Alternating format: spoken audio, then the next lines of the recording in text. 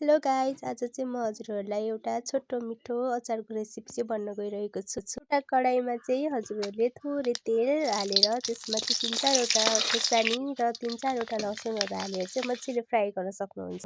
त्यसपछि त्यही तेलमा थोरै काटेको प्याज पनि हालेर मजाले फ्राई गर्नुहोस् र ब्राउन कलर भइसकेपछि चाहिँ त्यसलाई निकालेर एउटा भाँडामा चाहिँ राखिदिनु होला।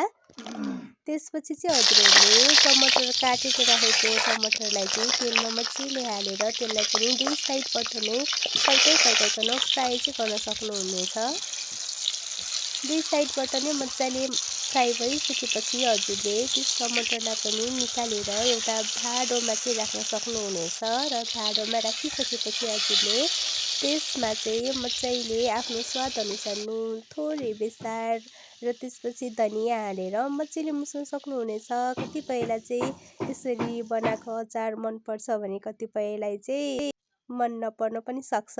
मलाई चाहिँ यसरी एकदमै धेरै मनपर्छ है। यसरी बनाएको चाहिँ मैले राम्ररी हात धोएर आफैले हाते मुछेँ। हेर्नुहोस् त, हेर्दा पनि मिठो चट्ट राम्रो देखेको छ है अचार।